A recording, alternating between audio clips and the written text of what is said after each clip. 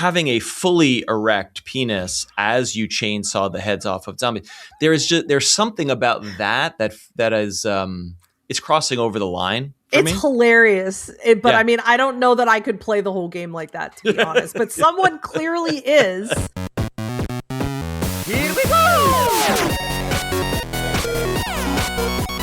Stay a while and listen.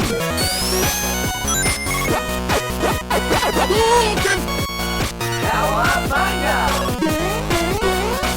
It's good! You're doing it. Your ears are plugged in. You're tapped into the matrix, and we're feeding ones and zeros directly into your brain cells. And those ones and zeros will reconstitute as audio sound waves, and they will become our voices. And then you will hear Colette and Matt have entered the chat, a weekly conversation about video games. We're going to talk about video games all day long. We're recording on a Saturday afternoon, which is weird for us. Yeah, we don't normally do that. My name is Matt Silverman.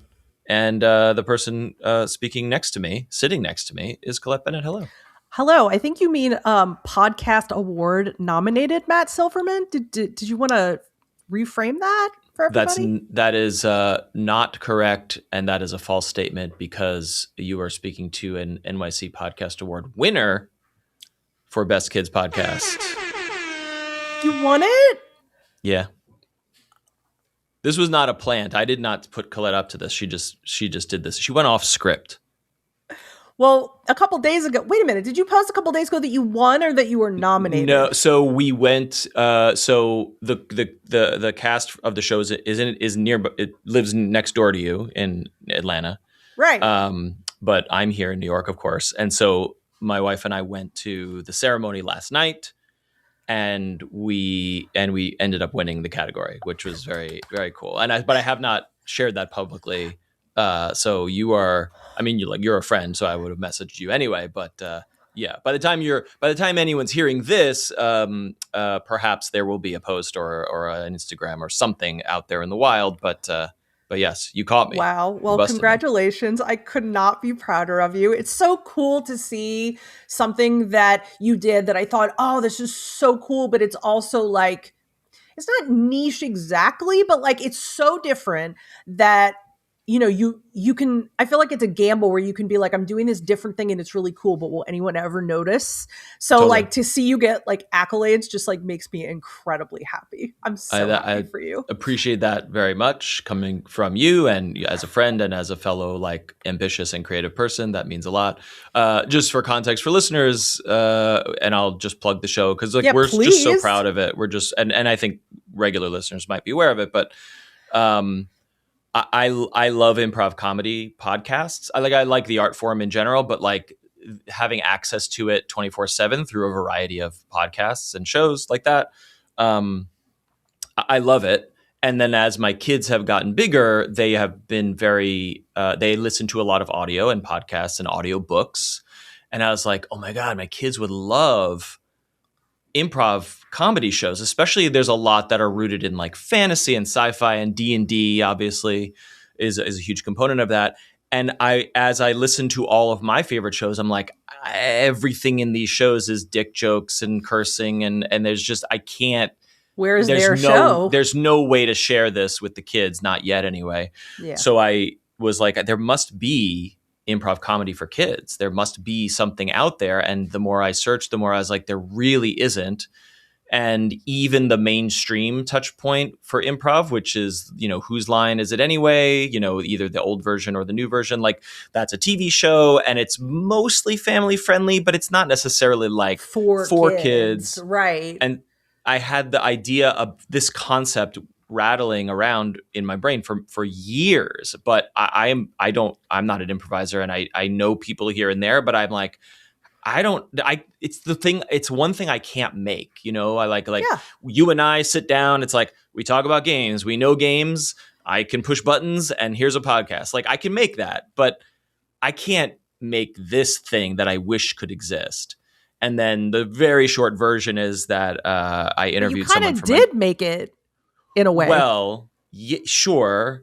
But the moral of the story is that I met another person who does internet stuff, and I was like, what do you do for a job? He's like, oh, I play piano at an improv theater in Atlanta.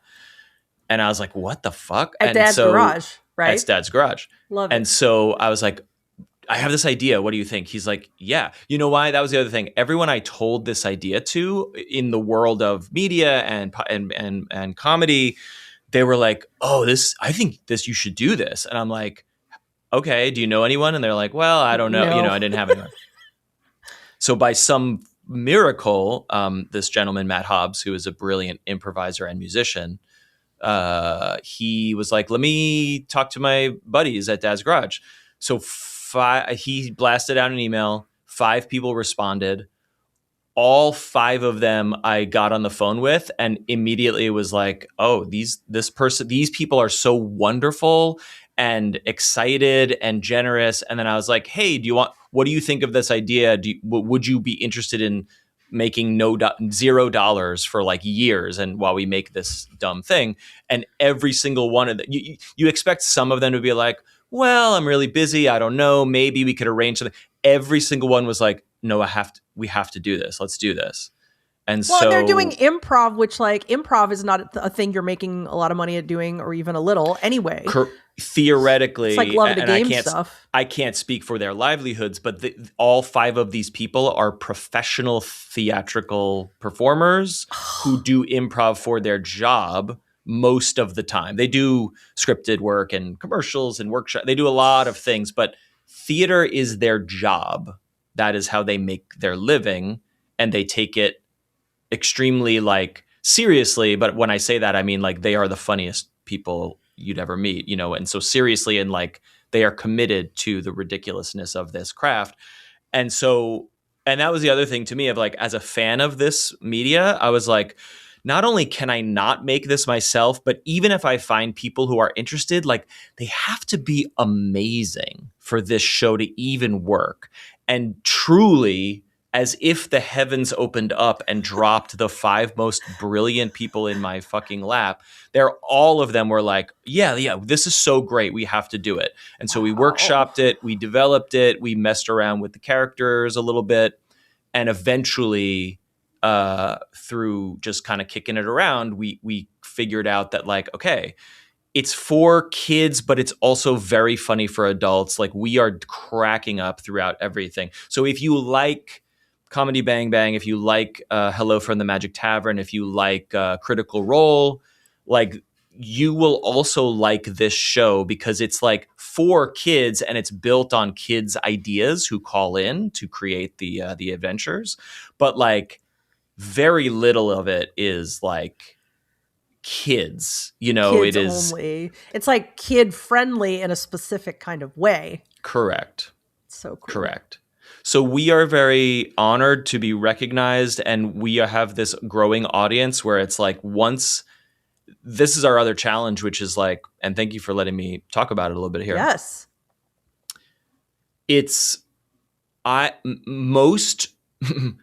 Most normal people and parents are not really consuming this media. It's like, who is consuming improv podcasts? Like hardcore nerd, comedy nerd, whatever, D&D nerd people. And so there's 2 hurdles. One is like, they make podcasts for kids? Well, yes, there's lots of them and they're very popular. And then the second hurdle is like, what's improv? Like what is this? Like how does this all work? Is this a story? Is it not? Is it scripted? And so educating the public, like who do we want to listen? Every English-speaking family on earth would enjoy this show. Right. But I don't think most normal people understand the concept. But once they get in the door, they are like, oh, this is so great. This is so great. I love these people. I love these characters. I love all this stuff. So really so the show makes itself. Like we record every week or so, and we just go nuts, and it's great. But my challenge is like getting the word out. And so now we're starting to have success with that through awareness and placement, and we're being featured in different apps and ecosystems over the course of time now. And so I'm hoping this will coalesce into something Oh my bigger than gosh. it is right now. So we'll see. I hope Thank so you too. for I mean, letting me tacking chat about it. award winning in front of it will probably help a lot. So, a lot of people were suddenly interested in my poetry after I won a poetry award. They were like, "Oh, I really?" see. Yes. And it Totally. felt really weird, like for like public facing places, because I was like, I had Arthur on there, and I had my portfolio, but then I was like, I guess I'll add award winning poet. And like, it felt weird. Like, it was like, I don't know, it felt braggy, but then I got into really interesting conversations about poetry with people. Exactly. So then I was like, all right, I guess, I should be proud of the fact that I won this award and blah, blah, blah. So yeah. To be, look, not to be like super cynical about it, but like you have to grab that, however silly or inconsequential or markety it is, because a lot of the, like, for people who may or may not know, like the Webby Awards or all these like sort of internet award systems that have been around for some time, like, yes, it is a panel of judges who have some professional connection to whatever industry they're judging. So you are being recognized by a body of something. Yeah. But also the Webby Awards is a big racket that just markets the Webby Awards and all the tangential things that touch it. Right. And so you pay to enter, you pay for the award. And I'm not saying it is rigged or pay to play, but there is a lot of like marketing and commerce that is built around these things. For sure. And so there's a part of it that's like, oh, this is all just like stupid bullshit and it's meaningless. And so there's one half of my brain that's like that. And there's another part of it, which you were just alluding to, which is like, it feels weird to say I'm an award-winning poet, but also you got to grab that fucking shit right by the horns and put it out there and be like, look at this. Well, the thing that made me trophy now. Yeah, the thing that made me put it on like social media, like blurbs and stuff like that, was I thought about a 14-year-old version of me that used to write a lot of poetry, and it was in a binder that got destroyed in Hurricane Katrina. And so I lost hundreds and hundreds of terrible teenage poems, which is probably for the best. Oh, that makes me so sad. I think about telling her, you're going to be an award-winning poet when you're an adult. And I love the imagination of seeing her face, hearing that. And that was the thing that made me go, yeah, you did do that. Good. It's okay to, yeah. So anyway, I'm thrilled about the podcast, and I can't wait to see what happens next for you. I appreciate that. Thank you very much. Enough about this crap. Let's talk about video games.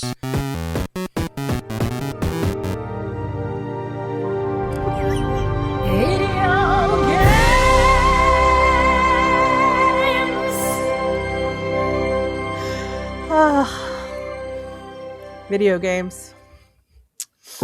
Resident Evil. So I've heard of this. Let me tell you about the last week of my life, because the last time we recorded, did we record on like Friday or Thursday last week? I can't remember. We had to miss last week, dear listeners, just because. That's right. So it's been 2 weeks. Getting two working professionals into the same virtual room for 1 hour is so fucking hard sometimes. Quite hard. But it's okay, because in that span of time, but especially in the last week, in the last 2 weeks, I've watched my husband first play Resident Evil Requiem. I have maybe said on this show before that when Resident Evil started as a series, it was around-ish the same time that Silent Hill started, and being a young, poor person, I could not afford both, and so I opted to go what I think of as the Silent Hill route, right? But like, it was like this is why they're conflated in my mind. I feel like they came into the world in the same breath, and I'm like, I don't know which of these is good or bad. But one, to me, they're very different. Of course. In my opinion, even though they're both survival horror, they one has a psychological aspect, one doesn't at all. But even though I thought I'd probably like those games, I never played 1 till 5. And I think the reason I played 5 was It got a lot of press, which you may possibly remember, for having some very racist imagery in it. Oh, really? No, I don't know anything about this. Very. Wow. Yeah, there was a guy that used to write about games. I don't think he does anymore. What but year are we talking? I would like to put this in context as well. It was somewhere between 2007 and 2009, but I'm not sure the exact All year. right, I would have to look up the release year. Mid-aughts or whatever you want to call that, and this is Capcom. This is Capcom. And then what? This is Capcom putting out a game where the protagonist is pretty much exclusively killing zombies that are of African origin. Really? Yes. And that same year that it came out, there was a writer who I remember was with Time at the time. His name was Guy Kroll, and he was black. And he was like, Capcom does not realize that it has released a gloriously racist game, and here's why. And he kind of talked about the imagery of of what you were seeing in the game, because it took place in Africa, I think. And that's this part is my of question. Why. Yeah, listen. I literally have zero context for this. You are educating me from the ground up. But is there some lore or cultural reason why all the zombies are black? And is it because it's in we Africa? Are in Africa? So yes, okay, that's why. And Resident Evil as a series has always bounced around the globe to explain kind of what's going on with the infection. Okay. And, and that moved around and was global. So that's part of why I think they chose that. I just don't think that a bunch of Japanese men who probably came up with this concept really know much educationally about, Anyway, I also, if it's a white protagonist going to Africa to fight the outbreak and exclusively killing black zombie, that's what it is. What it is. What if it was a local, tough guy, science guy, or whatever the fuck protagonist being that could be different or also problematic. I don't know. Yeah, it was something. But anyway, so I played it, and then I played 6, which was very, very actiony, and that's the installment most people don't like. And I was like, these are cool games, but I don't think they're anywhere near as much my cup of tea as Silent Hill is, right? Right. So I kind of drop off, and then I move here to Atlanta, and I meet Patrick, and I learned that he's like a RE from the beginning guy. And I'm like, oh, okay, cool, right? So I'm telling him my story. I've never played these really except for 5 and 6. And he's like, oh, when they make a remake, you should really start from the beginning. It's just kind of history, horror history, and you're such a horror buff. I was like, yeah, good point. So I went back and I played most of 1. I never got to 2. I skipped 3. I played all of 4 in VR, which I really enjoyed. Actually, that was fun. Yeah, because they released sorry, clarifying, number 4 also had a VR version. Okay. Yeah, they remade it. It's very popular in the series. And then they also made a VR version. And since I had a visor, I was like, let's give it a shot. Huh. So after 6, Capcom wanted to do this full repivot and really re-embrace Resident Evil's horror roots, because it got very actiony after into 5 and 6. So they did multiple games that were much more scary, and I did not pick those up, but Patrick did. So we kind of both had them, right? So I watched him play 7 and I watched him play 8, and I was like, these are really good, But I didn't end up picking those up myself for some reason, probably because I was just watching his playthroughs. So Requiem comes out. Now we're up to the moment. Requiem comes out. He grabs it. And I'm watching his playthrough because I've enjoyed watching him play these games. And then at one point he's like, are you going to play this? And I was like, I mean, it looks like a really good game. Maybe I will. So after I watched him get pretty close to the end, I was like, I will start a playthrough. Okay, I will. Interesting. Even though you, as a narrative story person, have already seen the whole thing play out. Not all of it. Playthrough. Okay. I missed a couple key moments, which I'll get to this when I'm talking about my playthrough, but I missed a couple of key story things that were like, oh, wow, okay, that's a big deal. I think I was sleeping at the time. So anyway, during watching him play this, one thing we agreed on, and I think this is a very important part of where my story is going, is that Leon Kennedy, who you first meet in Resident Evil 2 in Raccoon City, is he was in his 20s, I guess, when he appeared in Raccoon City. He's 51 in this game. And he is a fucking daddy. Let me just tell you that, like, he shows up and you're just like, and there's all these articles about like how Capcom's like female staff were consulted to make him like as hunky as possible.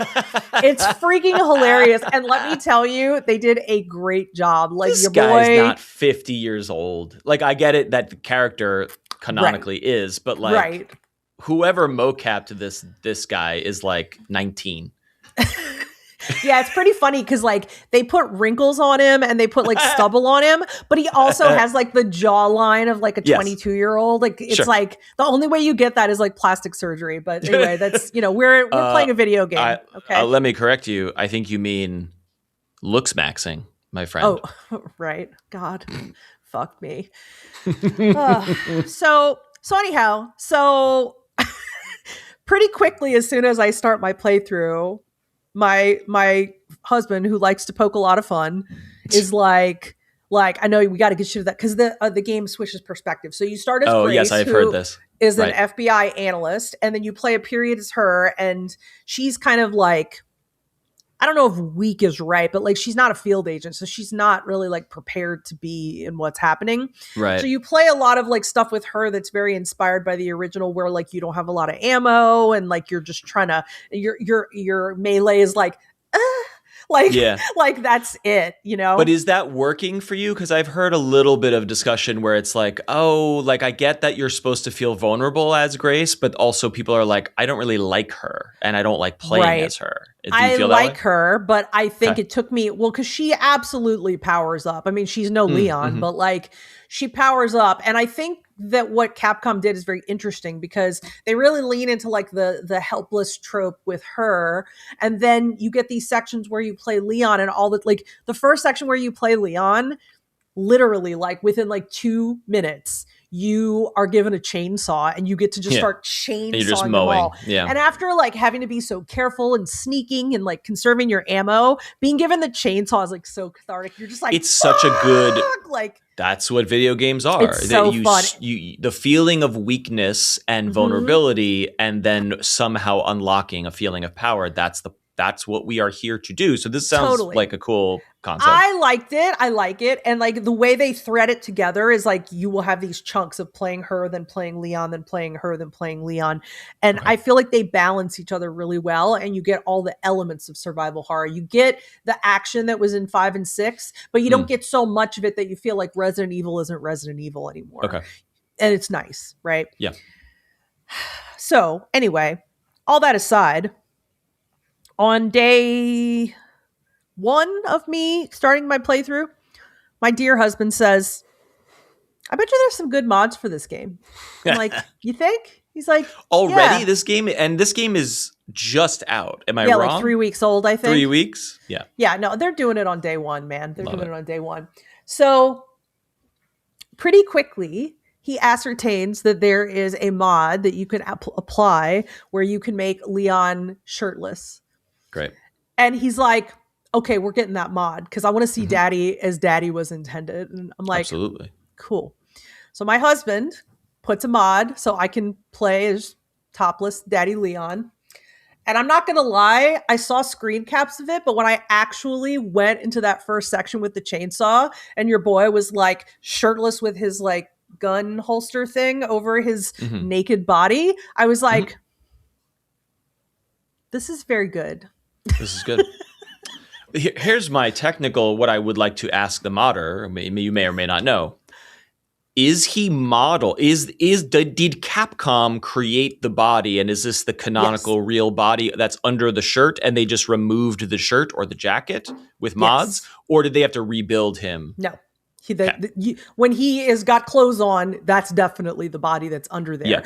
But Okay. I did see some footage that you unlock after you finish the game for the first time. Patrick finished it. And we saw the mocap actors. And the actor that's playing him is broad, but not as broad as Leon is. Leon is definitely jacked, right? And how old is that mocap actor? 27? 30s, I would have guessed, maybe. Yeah, 30s. But he doesn't look like Leon in the face. So I think that and neither does Grace's actor. So I think that they they modeled the faces and then put that. I think that's pretty common. I would imagine. Sometimes, like with the Silent Hill 2 remake, James Sunderland's actor looks just like him. Like it's just looks like him, but cool. Sometimes they make it from scratch. Mm-hmm. So, in applying said shirtless mod, then my husband discovered that the same guy who made that mod, also kindly made a full nude mod of Leon. God bless him. With a dick like a log that like flaccid was easily like an 8-inch penis. And we were both like, now, like, did the modder have to build that, or was that already in the character? I'm pretty sure the modder had to build that. And then he also kindly, after the first day we saw it, we were like, oh, there's a flaccid one. And then one day later we checked again and it was like, would you like the erect version? Cool. And that was there too. And we were like, it's nice to have the options. Yeah. I was like, dude, I don't actually want to play the nude one because I don't think I could pay attention. Like, it's just too distracting. Yeah. Although it could be funny because like there's tons of Grace nude ones too. And like, it's like, I don't know if I want to like try to fight this zombie while there's like tits flying around and like, like, I don't know how I feel about it, but you know, whatever. That's totally fine. What is the tone of these games? Are they campy and ridiculous, or are they like supposed to be like, just shit's really dark? I think that my take was that it's serious. Like, I didn't feel it as campy. I think if you go back and look at the original Resident Evil, like Resident Evil 1 and 2, they feel a little bit more campy, the originals, but they've been remade in this kind of mood since. And yeah, they're like serious horror like events. Yeah. So the atmosphere is great, really terrific sound design. I liked the mechanics a lot. I know that like the only thing that killed me, I will say, is that Grace, her run is like, I'm trying to think of something to compare it to. Her run is like a very brisk walk. At best. And that is super not handy. She also doesn't have a dodge. So like those two things, I was like, okay, girl, I know that you're like an analyst, but like, come on, everyone knows how to do this. Like, but she doesn't. So there's no dodge. And her, like I said, her best melee is a shove, a really light shove. So those elements of playing her, I think they're purposeful, but like the lack of the run is really maddening. Because you have to run from some shit. And like, it's just, it feels really scary. Sure. But that's the point, right? But I was going to say, this is intended. There are mods to make her run speed like normal though. And I was like, oh, that's kind of smart. I haven't tried it yet. But that's cheating. I guess. I mean, that's but I personally think the game is very good. I don't really want to take away or change the way that it's just been executed. I think it's well executed. So I haven't applied that mod. I've applied no mods except, you know, Half Naked Leon because, you know, it's a gift from God, who apparently is some Vietnamese modder because that's what the profile says. Yeah. May God protect him. You know, Leon being naked in an extreme situation is like, it's silly, but it's like, you know, it's like, oh no, I happen to be nude, but I'm still fighting through. But having a fully erect penis as you chainsaw the heads off of zombies, there's something about that is it's crossing over the line. It's hilarious. But I mean, I don't know that I could play the whole game like that, to be honest, but someone clearly is. I'm fighting for my life. I'm in mortal peril, but I'm also like rock hard right now. For some reason. And then like both Patrick and I were like, well, if you play like the flaccid mod, is he like swinging around when he's like tumbling and stuff? Because I mean, it's a penis. Like they have physics. Like that's what they do. Sure. You know? And then we noticed the next day when we found the other mod that the modder had added like Leon erect with physics in like parentheses, and we were both like, all right, like this guy is working hard on these nude mods. Then I was like, God, can you play like every PC game like with like the protagonist naked? Like you can, right? Well, the answer is is mostly yes. Mostly yes. But like, I'm fascinated with like, well, this game engine allows this, and this game engine has physics, but not in the way that you may be able to address. And so like, yeah, modding has just always been a fascinating It's thing fascinating. It's crazy. And it's like, there's like, people are just doing it for free because they can. There's no money associated with it. It's wild. Like I never thought that I was going to see James Sunderland from Silent Hill 2 in the nude, but I have now. And Right. I don't think my life is better for it, but it's definitely a thing that happened. Good. So I was like, how could you pay attention to James' heartbreaking story when you're like looking at his dick the whole time?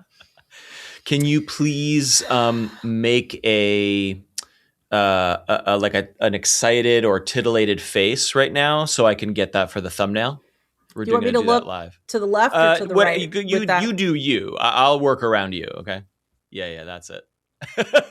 That's it. Okay, good. Thank you. I'm so excited. I think from now on, we're going to take the thumbnail faces in real time. I think that's going to be part of the show. I'm excited. Oh shit. Speaking of part of the show, I almost forgot.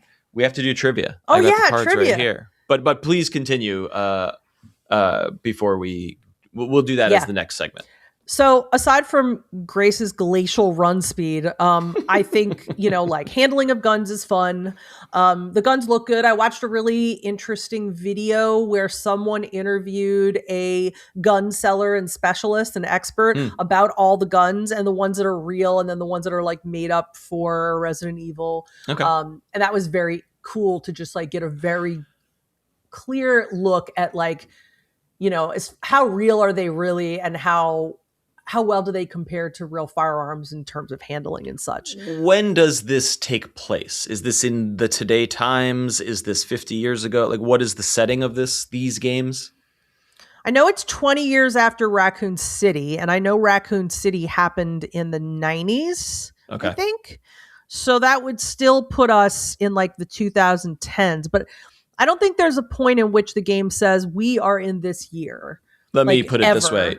When the characters make phone calls or text each other, are they using smartphones or are they using They're payphones? using smartphones.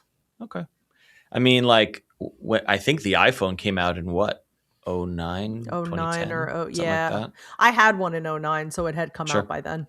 Yeah. For sure. So, anyway, I'm being nitpicky, but if this is set in 2008, then like most people didn't have smartphones. Well, Leon doesn't have a phone, and now I'm thinking about it.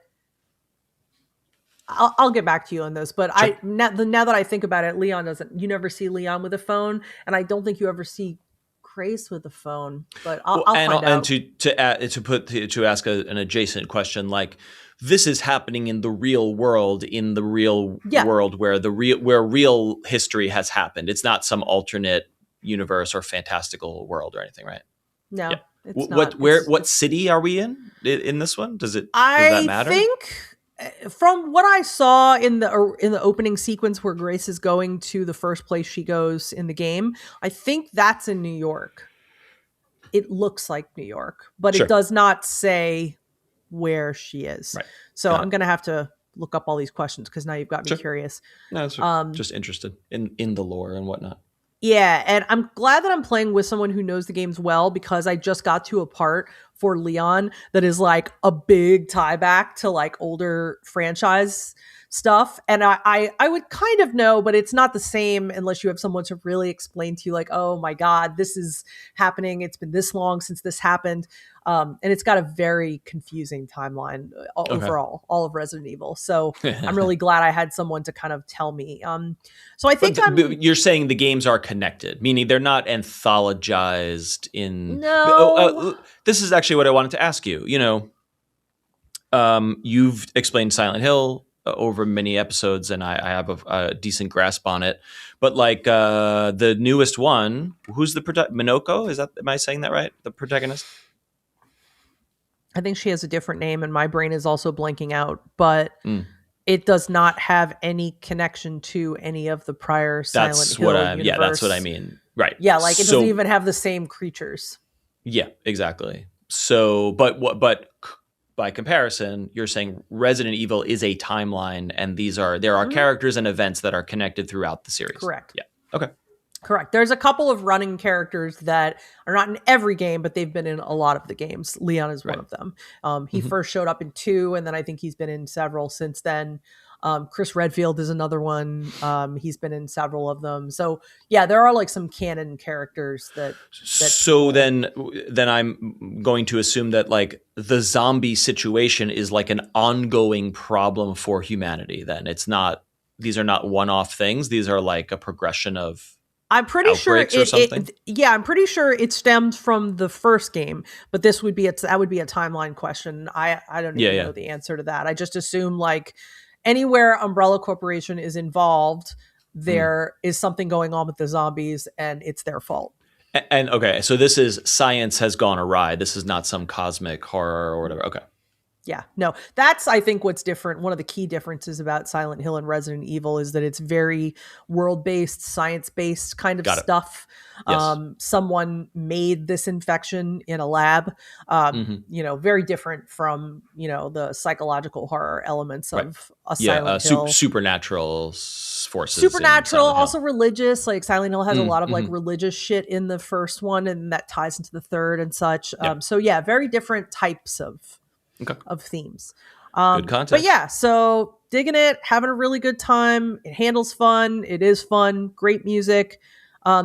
Tense to the point of where sometimes I'm like I'll finish a section and I'll be like, like I'm going to sit down for a minute here. Great.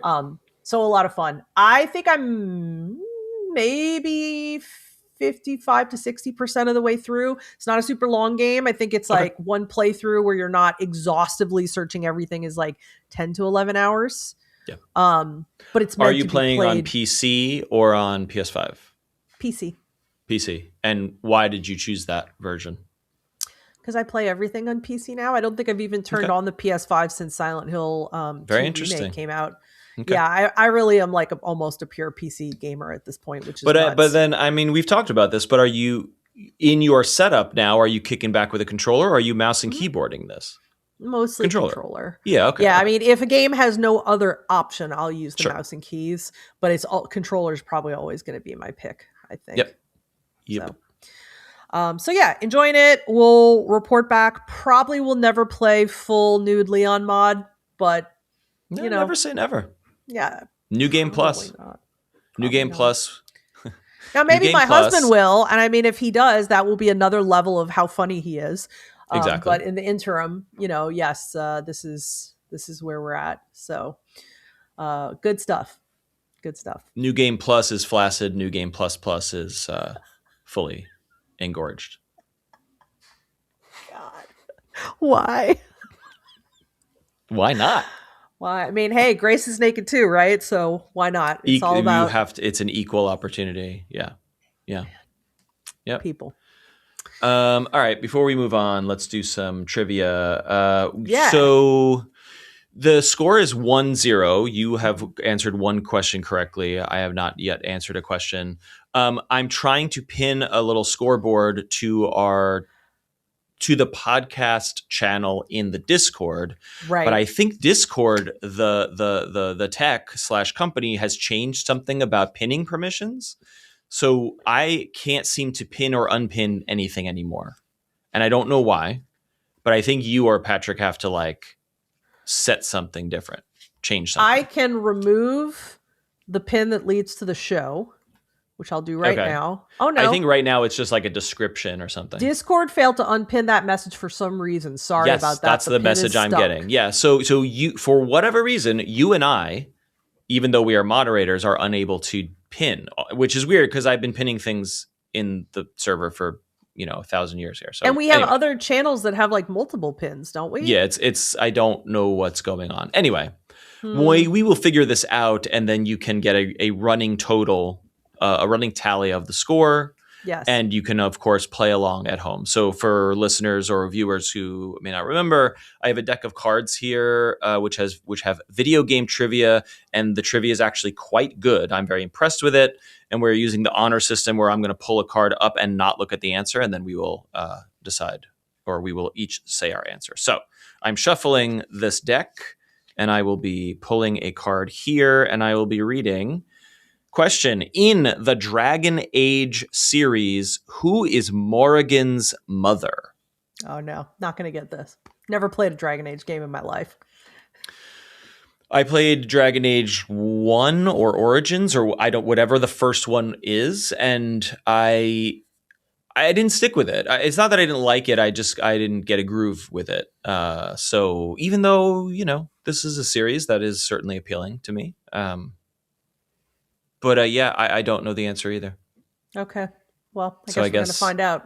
I guess the score remains 1-0 because we do not get it. The answer is Flemeth. Flemeth. Flemeth. So hopefully, if you are listening at home and you are a Dragon Age fan, you knew that answer and give yourself a point. Yes, we definitely did not know that answer, but that's okay. We'll try again next week. What else have you been playing? Anything besides Resident Evil Requiem? Like, are you dabbling on the side here? I did play one other game, and I did want to just briefly mention it because it's such an unusual turn for me to play a game like this. So our friend Sky Berkson, who has been on the podcast several times, he mentioned a game called Love Eternal in the podcast in the our Discord, and I looked at it, and Matt, both you and I had the same reaction. We were like, I don't want to play that ever. Hell no. Sky really loves really brutally hard he loves platformers in general, but he loves brutally hard platformers. Precision platformers is the perfect word. And so I was like, this is probably not going to be for me, but it looks interesting. And what I thought was cool about it was that it was titled a psychological horror platformer. And I was like, still probably not for me, but that attracts me because I've never played a psychological horror platformer. Yeah, I can't really think of any others that are described that way. So I was like, there's a free demo. I'm going to try the demo, even though I don't think this game, I've never been precision platformed anything really. I don't really want to. And I felt like I had just walked into a tractor beam. Whoa. It is so engaging. The storyline, the way it's executed is just so interesting that I found myself not as bothered by the platforming aspects because the game is just, the story is wild. And the platforming is not just there to be there. It's there because it symbolizes something in the story, which I haven't gotten to exactly what that is yet, but I have some inklings, and it's just so interesting. That's cool. And the platforming actually feels to me kind of uncommonly good because you have this, it's super simple. It's a one button situation, but you have a mechanic. So the mechanic is when you start jumping, you're jumping, just what you normally would do. But when you press a button, you have the ability to flip. So you can only flip once. So let's say you're walking and there's a platform above you, you can flip and you can be upside down on the platform. You're reversing gravity, or you're reversing your own gravity. But then you get to a point where you'll in certain levels, and if you look at it on Steam, you'll see this, they'll be okay, so you're going to jump and you're going to flip, and then you want to try to get up here. But then there's going to be a little red bauble that it gives you an extra flip.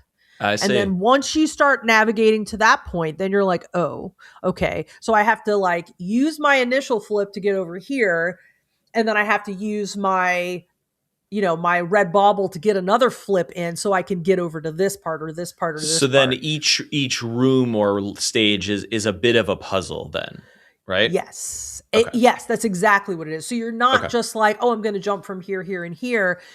I have a lot of times where I've walked in a room with this game and literally just sat there looking, trying to figure out what the pattern was going to be. Yeah. That's cool.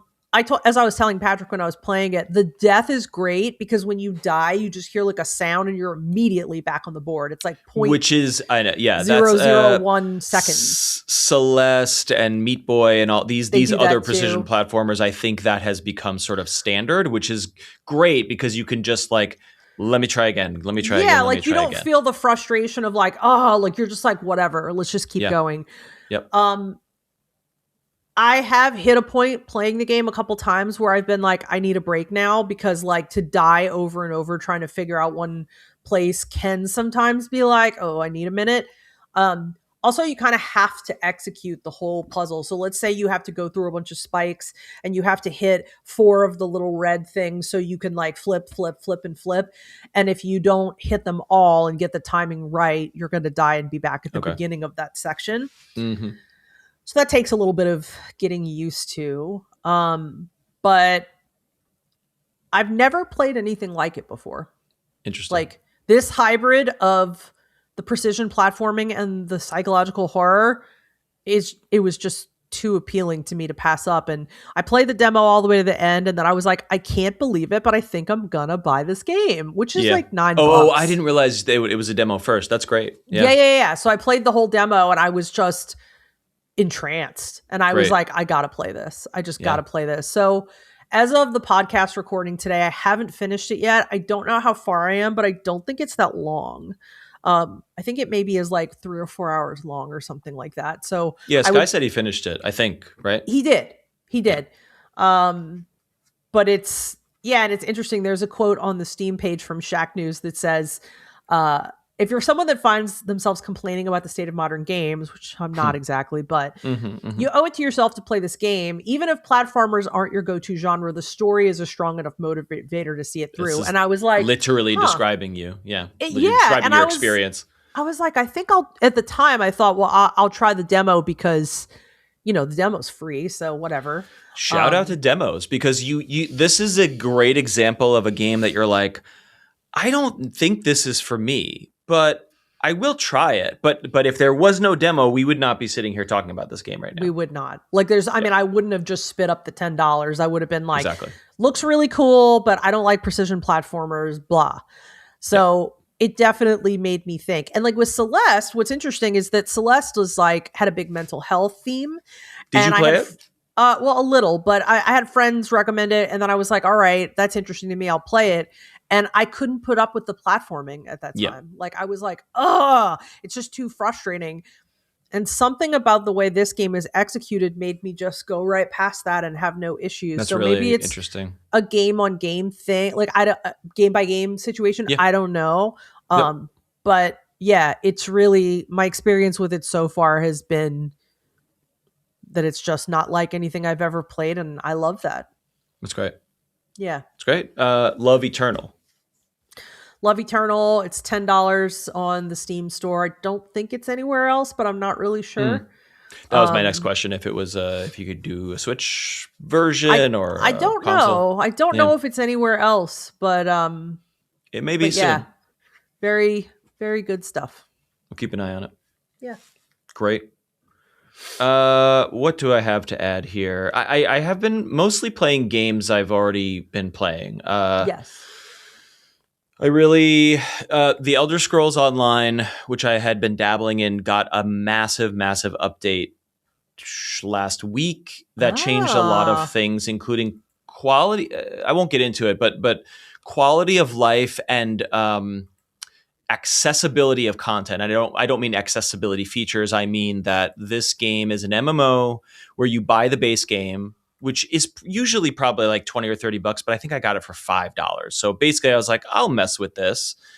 But then the business model is, hey, you can subscribe to a monthly subscription like WoW to get everything, or you can buy chunks of DLC as one-offs to get new zones in the world. It's the world of Tamriel, its Elder Scrolls is insanely big.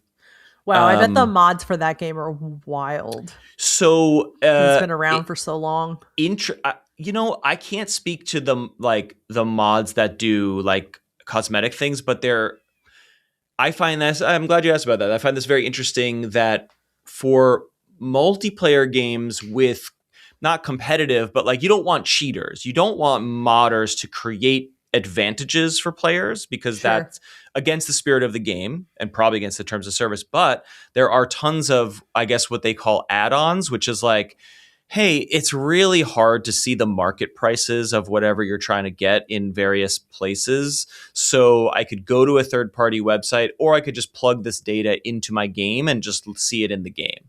Or there's no mini map in the game, which I find really tedious. And so I actually put an add-on that adds a mini map. So it's like, Okay.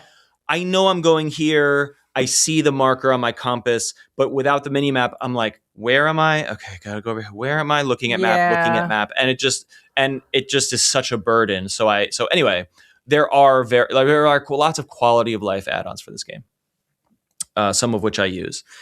They added so the point is they added 4 DLC zones into the base game. So now anyone who owns the base game has access to new areas and lots of new quests and content.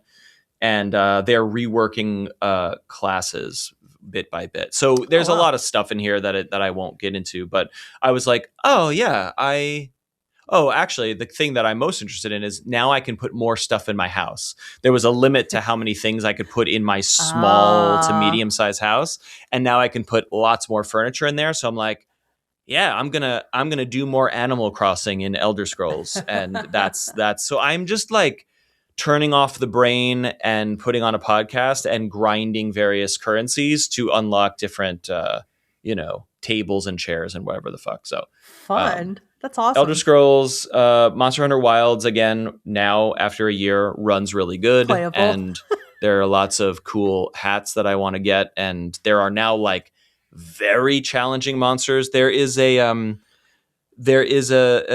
crossover with Final Fantasy 14. Right. So there's like chocobos and robotic monsters in the game now that are really fucking hard. And I cannot beat this one fight, which is the first time in this entire game that I've actually been challenged. So I'm like, oh shit, I gotta like actually think about my build and level up my gear. And so it's like, all right, Carrot is out, Monster Hunter's back. Great. Nice. Well, I'm glad you finally got to enjoy it, like actually really enjoy it. After a year. So I'm dabbling in that, playing more Arc Raiders because I want to keep current with the trials. And my cousin got a PS5, and now he's like, this game is so good. And I'm like, yeah, let's go. Let's do this. Aww. So we were now playing on a squad the other night. That's fun. Just going back and playing the same old shit because I need to keep leveling things up in the same old shit. However, and continuing to play Avowed. I think Avowed is great. I am understanding why people fall off of Avowed because I too have fallen off of it, but I've not given up on it. And I think the reason is there's lots of side quests and lots of side content. Mm-hmm. And I think that's good. But my like min-maxing brain is sort of like, well, I'm going to do all the bounties and I'm going to do all the side quests and I'm going to do all these things before I continue the main quest. And what's starting to happen is I'm just doing a lot of chores. And that is starting to like drain the steam, and some of those side quests don't have the most interesting characters or voice acting, so it's kind of so I'm sitting down to play Avowed for an hour and a half, and then I'm kind of like, I'm not really loving this. And the reason is because I'm doing a bunch of bullshit work instead of doing the good stuff, which is actually quite good, and I think the story is cool and interesting and good. Anyway, so that makes it hard to stay focused on it, really. I'm having trouble staying focused, but I'm all aboard the Avowed train. I think it's excellent. I think the combat is so fucking good.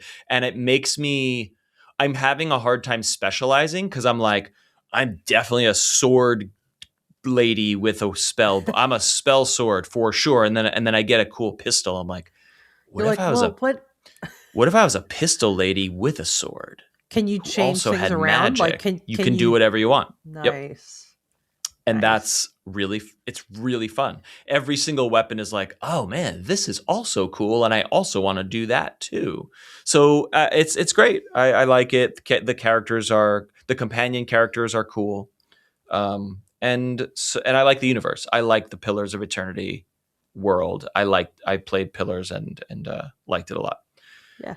So The actual games I would like to mention here are two. One is called Heroes of Might and Magic Olden Era or Era, however you pronounce that. Now, So Heroes of Might and Magic, like that's a thing that hasn't that been around for a very long time? a classic PC gaming game Oh, did you from play it originally? thousands of years ago. I don't really know if I have played it. What I'll say is the franchise, the name is very familiar to me, as I think most gamers and PC gamers from the 90s, etc., are aware of this franchise. I have very strong memories of like being aware of the game, wanting the game, maybe playing like a shareware demo or something of some version of it.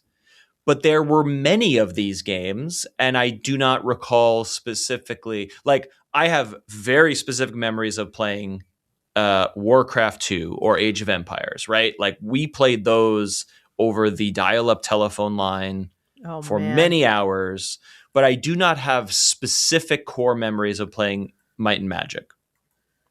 But I saw a demo of this game appear probably as part of Next Fest, and I was like, oh yeah, Might and Magic. I'm looking at it and I'm like, I like the look of this. Let me just see what's so up. Pretty. I'm looking at it now. There is something. So in brief, the reason I really like it is three reasons, I guess. One is it looks beautiful. It just looks very crisp, and it looks like a tabletop game, but you really feel like you can touch the texture of the characters and the creatures and stuff. It's and the landscape in particular is very tactile. And it's one of those games where you can zoom all the way out and look at the entire map and the fog of war and all your castles and be like, okay, what's my next move? And then you can zoom all the way in and look at your troops like standing on the battlefield, and you can look at the gold mine and the lumber camp and whatnot. So I think it looks great and it runs great. It just feels good to play. Interestingly, it does not have controller support, but because it's like use a mouse to just click on your units, it is not a real-time strategy game. It's a turn-based strategy game. So I just kind of fired it up with a controller and tweaked a few Steam input things, and I'm having a good time with it, with the exception of like the text is hard to read because it's a mouse and keyboard sit at your monitor game. Yep. So I hope that they add a bit of UI accessibility and actual proper controller support. They are releasing dev diaries where they're like, we are fixing things, we are updating things. This game will go into early access at some point, which is interesting because it's like a venerated franchise. Yeah. So it's not, but it's made by a developer that I've never heard of and that hasn't really done a lot of other things. So it's a weird thing of like, hey, remember this IP from a long time ago that a lot of people love?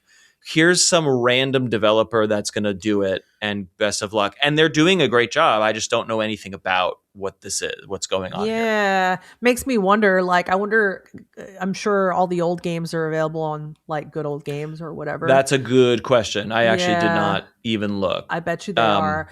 But I mean, I remember this title too. Right. But I did not ever play these games since I wasn't really a strategy person. But yes. I remember the title. So and this is why these are the second two reasons why it's really clicking for me. It is turn-based strategy, but it also feels very RPG oriented, because instead of recruiting like I want 20 soldiers and 50 crossbowmen, all of your units have to be attached to a hero. So your heroes have different abilities, and your hero then is commanding an army of units. So your hero can go to a castle that you control, and it's something like turns pass, and each turn is a day, and then days go into weeks and months and years. So every time you finish a turn, you are passing time. And then a lot of the systems revolve around, well, you recruited 20 infantry from this castle, and now there won't be 20 more available to you until a week has passed or a month has passed. And so a lot of the strategy is like, hey, I'm using my hero, I'm using the units that are on the map, I'm conquering battles, I'm leveling up, I'm conquering lumber camps and other castles, but I cannot build additional armies until time has passed, even if I have the gold or resources to do so. So what you start to do is you're like, all right, well, I'm going to work on taking the northern region, and I'm going to bring my hero to the shrine so that it can get a buff, but then I'm going to do this battle. And what starts to happen is, there's a larger tactical map, but on the battles become turn-based tactical battles. So you sort of zoom in. It's not really Final Fantasy style, but in that way of like, you're in the overworld and then you encounter an enemy and you go and you zoom down into the map, and then you're on a hex-based turn battle system. And that battle system is also very good, and I think it feels good and looks good and is turn-based tactics in an RPG style almost. And so it has the best of all these worlds, where it is a zoom out and manage your kingdom kind of a game, but it's also a zoom in and do these very fine-tuned tactical battles. And also the quality of life, where it's like, hey, you have 50 archers and you're fighting 2 goblins, you're good. Just skip this battle and move on with your life. And you're like, That's yeah. excellent. But if you want, it's like, hey, if you just skip this battle, you'll lose 2 dudes. And if I'm like, well, maybe if I do the battle, I cannot lose 2 dudes. So let me just get in there and do the battle manually. And you have that option. And that's also cool. I haven't really scratched the surface too deeply. I've kind of gone through like the tutorial, which opens up into the main game. You can kind of like finish the learning and then kind of be like, do whatever you want. And so I'm doing that. But and then the other appeal of this is like, hey, as you level up your castles and your domains and you're recruiting from different factions, blah blah, then it's like, oh, I can recruit griffins and angels and sorcerers. Like, it's not just like, army dudes. It's like all Right. sorts of fantastical, cool creatures that have all different abilities. And I just want more of this, and I kind of think I'm gonna stop playing because I really want to wait for kind of like I want to get into the revised UI that they've already shown, and maybe some better controller support in the future. Like, I don't want to play like 40 hours of a demo and be like, oh, I'm just going to do this all over again, but better, in the future. So Yeah, no. I totally get that. And I think I've talked on the show before about like hitting that wall, that early access wall, when you're really having fun and being like, exactly. "Arr!" Like, it's hard. So because of those experiences, I too am like, I'd rather hold off, So, and my observation, reading some of the Steam forums and whatever, is that like there are a lot of people playing and anticipating this game because I think the franchise is just very venerated. Like, I think there's a lot of anticipation around this thing for nerds, amongst nerds like me. So the developer seems to be very attuned to the feedback, and there's kind of saying like, hey, we have heard that like the map colors are kind of weird and it's hard to figure out how many units are on the board, so we're changing the saturation, and we added a slider to the build, and now you can change how things look, and people are like, okay, great, this is great, like we can see the complexities better, and you're listening to us. And so yeah, I do hope that I want to play this on the couch. It's such a nice experience, but as a person with 20/20 vision, I am like squinting at at my TV because I can't. Sucks. It's a lot of text. It's a lot of menus and it's a lot of text, and that's fine. Yeah. All right. The last game I'm going to talk about is called Everything is Crab. It's so when cute. You load up your demos page on Steam, or you're looking at the Next Fest stuff that's still popping around, either this was in some sort of queue or it was recommended to me because I love this sort of game. But like, I want evolution and creature games. Like, Spore was one of the, I've said this to you and on the show, obviously, like, Spore was one of the first games where I'm like obsessively checking the forums every hour to see what people were doing in Spore, or when the news was coming out that there would be some update about Spore. And since then, there have been a variety of like creature evolution, DNA, survival of the fittest type games that some of them hit the mark and some of them are weird and some of them are janky and some of them have potential, but they're not finished yet and whatever. And this is not really a Spore game, but when I see a game that's like, evolve your creature to survive in the environment and attribute skills or points or body parts to better survive in an ecosystem, that's going on the wish list immediately for me. Yeah. I don't know why that is. It's just a thing that I really need in my life for some reason. There was a game called EVO, The Search for Eden, which was made by Square, I think, Square or Square Enix in the 90s for Super Nintendo. And it is a side-scrolling action game where you start as a fish and eventually evolve into a human, if you want, or just a crazy dinosaur or a crazy mammal ape thing. But the cool part is like you eat enough other creatures, and then you're like, do you want to get a horn that will give you more attack? Do you want to get fins that will make you swim faster? Do you want to get whatever to make you do whatever? And your creature is evolving in time to overcome various challenges. And every time you play it, your creature is totally different because you're evolving it differently. I love this fucking game. And it holds up. EVO, it's great. Huh. I'll have to Google. So I see this game called Everything is Crab, and I played it, and I think it's great. It's early days. It's a little janky, but it is.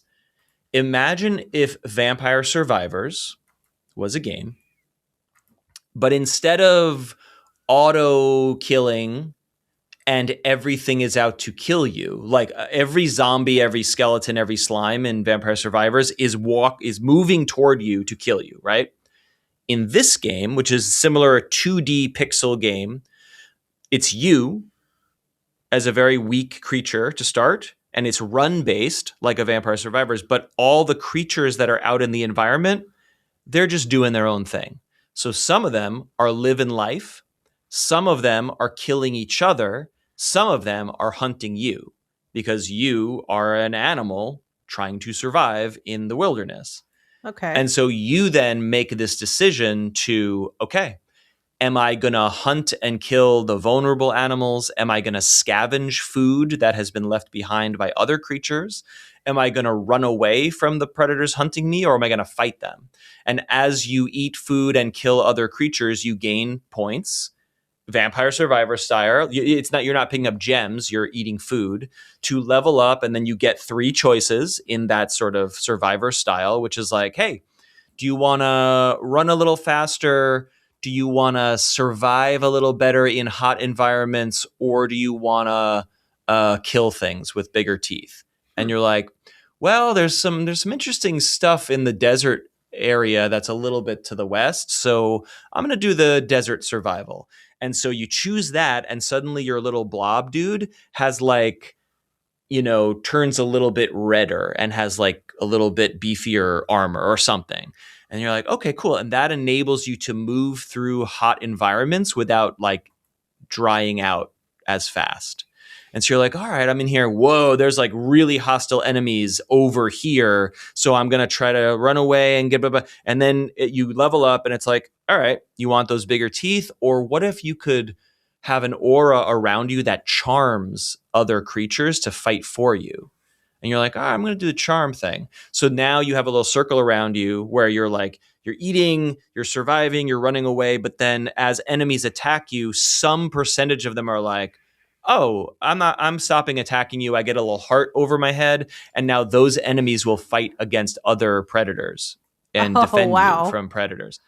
And so as you go, not only are you you're creating a build a la Vampire Survivors, but you are also evolving your creature, and the creature physically evolves. So if you want a big turtle shell to give you armor, you get a turtle shell. If you want to grow in size to have more hit points, you physically get bigger.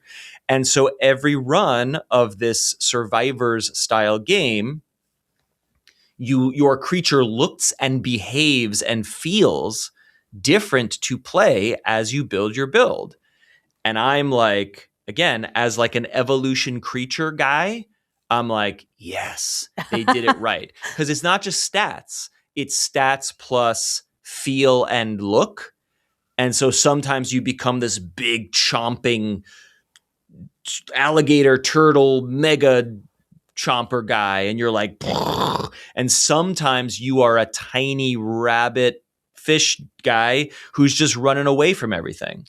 And both play styles are viable. Now, as time progresses, it seems like there are these mini bosses that spawn. So it's kind of like, all right, X number of minutes have passed. You have figured out your build that works best for you based on what you're trying to do in the game. Suddenly, walls close in on you, and some giant mega creature is like, "Rah," and tries to kill you, and then you have to defeat it using whatever skills or adaptations you have acquired.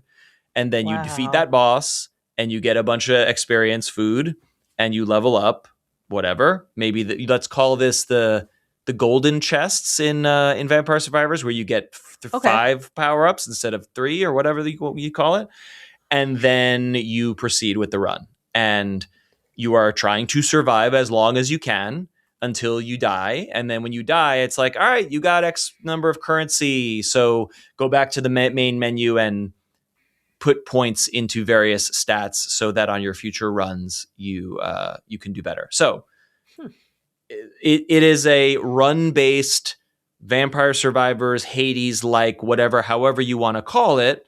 So that is not really new or innovative, but the evolution mechanic and the way that every play style, because again, in Vampire Survivors or in Hades, it's like you're choosing a weapon or a whatever, a build, and you're building onto that. But this feels different, where it's like, you're building the build as you go, which is part of Hades and Vampire Survivors. But I guess my point is, like, when you die in Hades, you are still Zagreus with a sword. But when you die in this game, you are started as a blob and you ended up as like a dragon, deer, monkey guy who can jump, who can swim through oceans or whatever.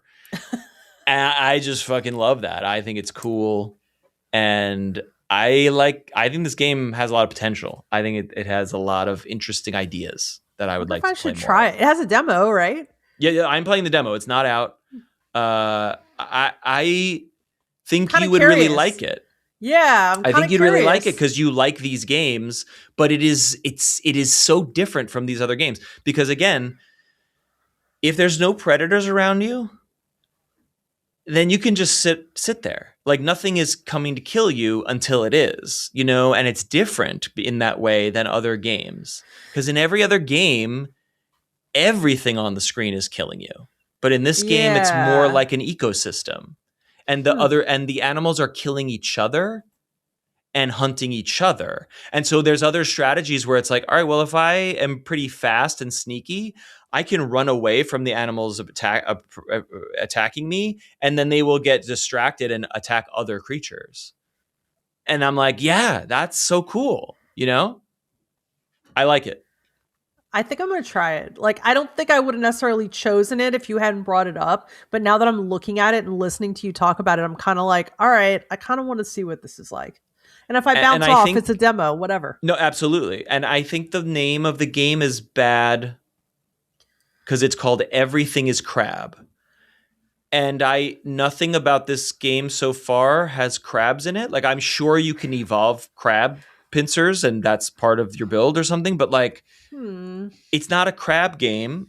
It's not selling it, basically. Like I will buy and play any evolution game. But if I saw this art and name passing me by on social media, I wouldn't know that it was an evolution game. So whatever. So that's that's a note to whoever wants to hear that. I don't know, and don't change the name or whatever. But like, the name is not selling the game to me, and I think it's confusing. But the game itself is really cool. I think it's great. Interesting. All right, I might try this today and report back because Please do. you've gotten my curiosity up. And it's definitely a Steam Deckable game, if that is of interest to anyone listening to. It's a 2D pixel. It runs. Yeah. It doesn't run great, but it runs fine. I think it needs to be figured out from a optimization point of view. But I also think there's a lot of like graphically, it's not hauling a lot too many pixels. You know what I mean? But I think there are systemic things going on in the ecosystem that require the game to like process a lot of things. Yeah. And that's cool. That's cool. Okay. All right. Yeah, I'm going to give it a shot. I'm interested. Everything is crab. Maybe I'll find out what everything is crab means if I play. Yes, I need to play a little more to to see if there's more to that. Yes. Yeah. Perhaps we will learn if everything is in fact really crab. Do let us know if there's any demos that are kicking around in your Steam library wish list. Hey, every day I'm trying not to spend $70 on Pokemon Pokopia. Every single human being on the internet, whether they like Pokemon or not, is like, this game having is a blast. Great. Yeah, I want it, but yeah, now is not the time. But I do want to try it eventually. But yeah, let us know what you're playing. Hang out with us in the Discord. Maybe we'll figure out the pins at some point. I hope so. But for now, enjoy your weekend. Happy gaming, and we'll talk with you in 1 week's time. Bye.